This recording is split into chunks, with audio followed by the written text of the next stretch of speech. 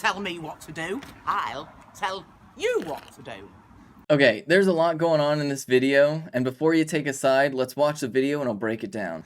I think it's disgusting that you're working at this time on a Sunday. Have you got nothing better to do?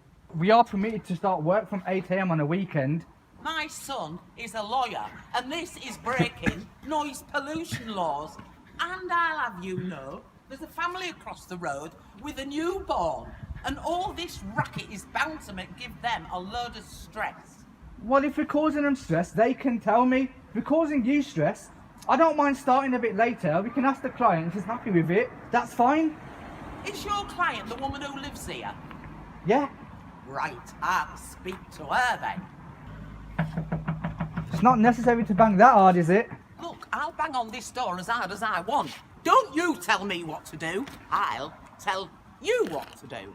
So there's really two directions that I want to go here. First and foremost is the obvious note of like, hey, why is this lady yelling at somebody that's just trying to do their job? They're like working on a house, and it's pretty rude and weird to just make a fuss like this, especially if you're coming in with like that attitude. Like ultimately, you can't just come in and say like, hey, could you all like not be working right now and it should be like quiet hours? I mean, this guy says that they got a permit to work at that time, and so that's a whole thing. But that really brings us to the other layer to this, which is like fundamentally, we live in a world that kind of has no respect for quiet time and kind of just has no respect for workers across the board. I mean, fundamentally, regardless of your opinion on Sundays in particular, you know, whether you may or may not be religious or whatever, I do fundamentally think it is a good idea to have some days that are just set aside as like, hey, everybody should kind of have this particular day off so we can all kind of just have quiet time as a society. I think this idea that everybody should be constantly working is a problem, but it's a problem fundamentally driven by capitalism, which takes away this time from us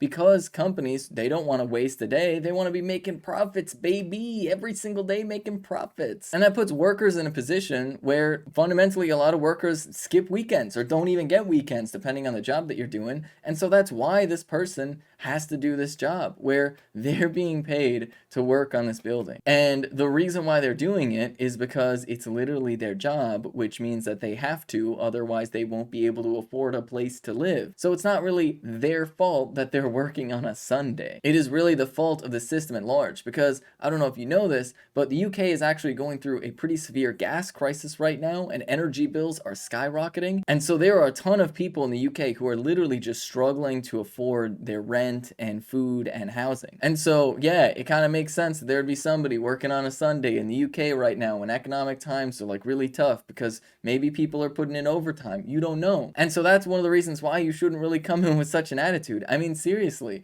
just have like a little bit of heart and thought about what might be going on in the mind or the life of the person that you're talking to if they're doing something that's annoying. And so really, all of that is to say, if you see somebody doing their job, just kind of let them do their job. If they're doing their job in a way that's annoying to you, then I need you to interrogate first whether or not that's even something that's their choice. And then I need you to think about whether or not they're even the right person to talk to about it. Because if they got hired to work on that building by the person that lives in the building, well then the person that hired them is kind of the person to talk about scheduling all these things. Because ultimately, while employers are all the ones that actually make the decisions about when and how workers work, for whatever reason, people expect employees to be the ones that take responsibility, when employees do not have the authority to set schedules like that, and yet somehow everything is the fault of the workers. And that is another thing under capitalism that is just deeply infuriating, where authority and responsibility are separated from each other, where regular workers are supposed to be responsible for what happens in the workplace, but the people that actually have the authority to make the decisions are these capitalists and the people that are hiring these workers, the employers. And this actually leads to the problems like what we're dealing with all these train crashes in the United States. These giant companies are trying to blame the workers for creating unsafe conditions when workers literally tried to go on strike just a few months ago demanding more safe work conditions